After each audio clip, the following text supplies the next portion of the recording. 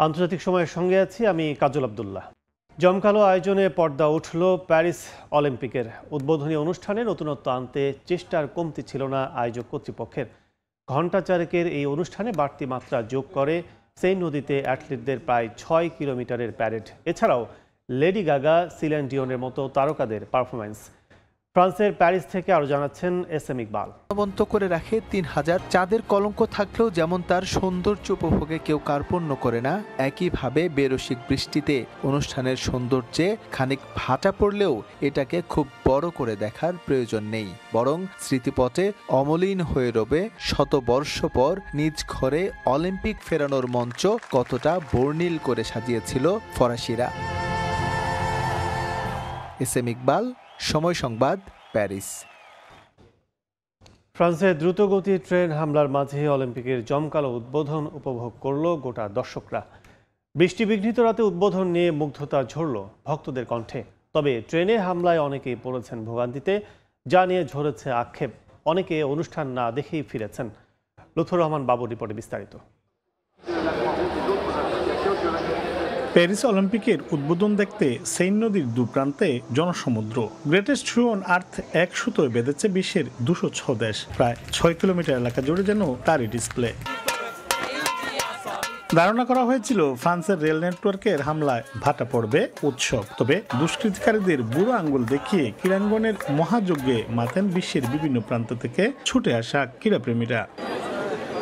অলিম্পিকে সম্ভাবনা ক্ষীণ হলেও এই উৎসব যোগ দিতে পিছিয়ে থাকেনি বাংলাদেশিরাও। ইউরোপের বিভিন্ন প্রান্ত থেকে তাদের সরব উপস্থিতি ছিল লক্ষণীয়। এছাড়াও প্যারিসের স্থানীয় প্রবাসীদের মাঝে এই উদ্বোধন ঘিরেছিল বাড়তি আনন্দ।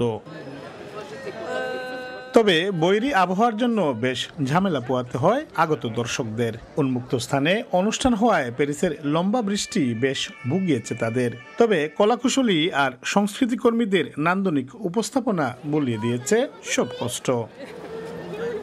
মোহাম্মদ লুৎফর রহমান বাবু, সময় সংবাদ, প্যারিস। এদিকে প্যারিস অলিম্পিকের উদ্বোধনী অনুষ্ঠান ঠিক কয়েক ঘন্টা আগে দেশটির দ্রুতগতির রেল নেটওয়ার্কে অগ্নিসংযোগ সহ সিরিজ হামলার ঘটনা ঘটে। ফ্রান্সের রাষ্ট্রীয় ট্রেন পরিচালনাকারী সংস্থা SNCF জানায়, শুক্রবার স্থানীয় সময় রাতে একযোগে রেল নেটওয়ার্কে কয়েকবার হামলা চালানো হয়। এতে শিডিউল বিপর্যয়ে চরম ভোগান্তিতে পড়েন ৮ লাখের বেশি যাত্রী। প্যারিস থেকে লুৎফর রহমান বাবুর আরেকটি রিপোর্ট। প্যারিস অলিম্পিক গেমসের উদ্বোধনী অনুষ্ঠানের কয়েক ঘন্টা আগে ফ্রান্সের রেল নেটওয়ার্কে ভয়াবহ হামলা চালায় দুর্বৃত্তরা। চালানো হয় ভাঙচুর। এতে ৩টি অঞ্চলে রেল যোগাযোগ ক্ষতিগ্রস্ত হওয়ায় ব্যাহত হয় ট্রেন চলাচল। দ্রুতগতির রেল নেটওয়ার্কে ক্ষতিগ্রস্ত হওয়ায় দেখা দিয়েছে শিডিউল বিপর্যয়। এতে ব্যাপক ভোগান্তিতে পড়েছেন যাত্রীরা। স্থানীয় সময় শুক্রবার ফ্রান্সের রাষ্ট্রীয় ট্রেন পরিচালনাকারী সংস্থা SNCF এক বিবৃতিতে জানায়, রেল নেটওয়ার্ক অচল করে দিতে গভীর রাতে একযোগে বেশ কয়েকবার বড় ধরনের হামলা চালানো হয়। এতে আটলান্টিক অঞ্চল, উত্তরাঞ্চল এবং পূর্বাঞ্চলের লাইনগুলো ক্ষতিগ্রস্ত হয়। হামলার কারণে অনেকগুলো পথে রেল চলাচল বন্ধ রাখতে হচ্ছে। ক্ষতিগ্রস্ত রেল যোগাযোগ ব্যবস্থাকে মেরামত করতে কমপক্ষে ১ সপ্তাহ সময় লাগতে পারে বলে ধারণা কর্তৃপক্ষের।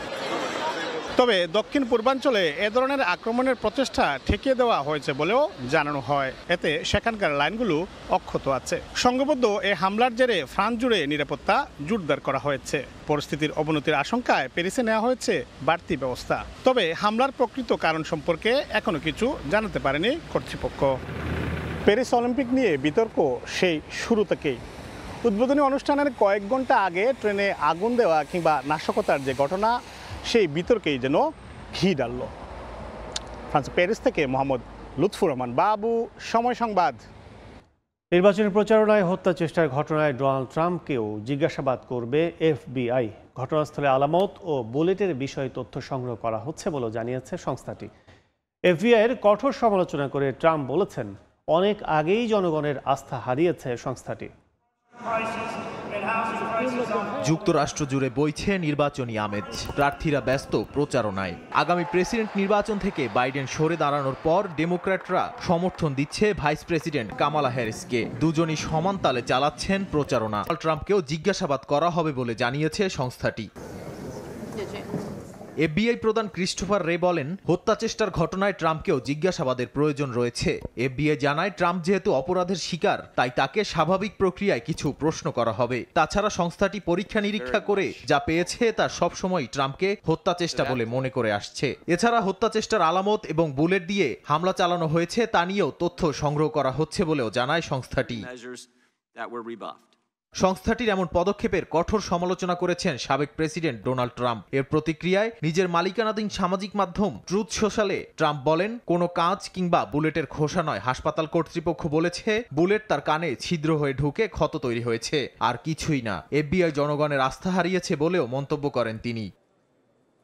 নাদিম মারজান, সময় সংবাদ। পাকিস্তান অতীত থেকে কিছুই শিক্ষা নেয়নি, বরং এখনও সন্ত্রাসবাদ ও ছায়াযুদ্ধের চেষ্টা চালিয়ে যাচ্ছে। শুক্রবার কার্গিল বিজয় দিবসের 25 বছর পূর্তিতে এমন বিস্ফোরক মন্তব্য করেন ভারতের প্রধানমন্ত্রী নরেন্দ্র মোদী। 1999 সালে পাকিস্তানকে কার্গিল জেলায় পরাজিত করে ভারতীয় সেনারা। এদিন 500-র বেশি ভারতীয় সেনা শহীদ হন। শুক্রবার সেই কার্গিল যুদ্ধের 25 বছর পূর্তি অনুষ্ঠানে যোগ দেন ভারতের প্রধানমন্ত্রী নরেন্দ্র মোদী। সেখানে তিনি বলেন, ইতিহাস থেকে শিক্ষা নেয়নি পাকিস্তান, এখনো কাশ্মীরে একের পর এক গুপ্ত হামলা চালাচ্ছে পাকিস্তান সরকার।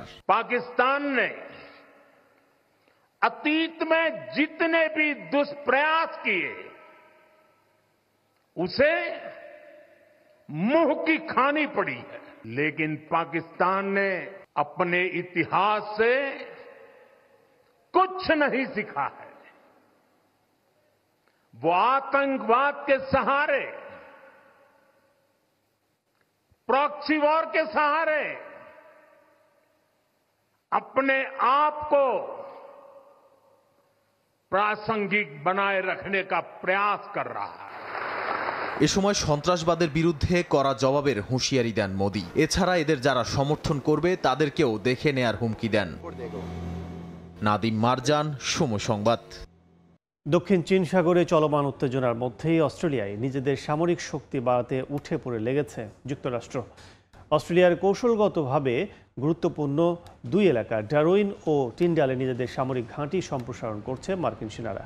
কাজ শেষ হলে নিজ ভূখণ্ডের বাইরে অস্ট্রেলিয়াতেই হবে যুক্তরাষ্ট্রের সবচেয়ে শক্তিশালী নৌ ও বিমান ঘাঁটি। দেশটির সঙ্গে হাত মিলিয়ে Philippines, Papua New Guinea, Timor, ইন্দোনেশিয়ার মতো দেশের প্রতিরক্ষা ব্যবস্থাকে সাহায্য করাই মূল লক্ষ্য বলে দাবি মার্কিন নৌবাহিনীর। জব্দ করা রুশ সম্পদ থেকে ইউক্রেনকে 150 কোটি ইউরো দিয়েছে ইউরোপীয় ইউনিয়ন ইইউ।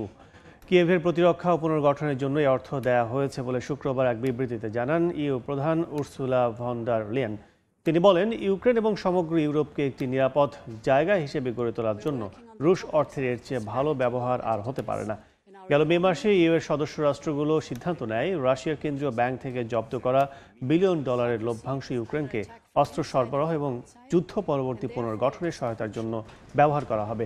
তবে ইইউ এর এমন পদক্ষেপকে অবৈধ আখ্যা দিয়েছে মস্কো। এই ছিল আন্তর্জাতিক সময়। এরপর সময় সংবাদের সঙ্গে থাকবেন রাইসা জান্নাত। ধন্যবাদ কাজল। সময় সংবাদ নিয়ে ফিরছি কিছুক্ষণ পরে, সঙ্গেই থাকুন সময়ের।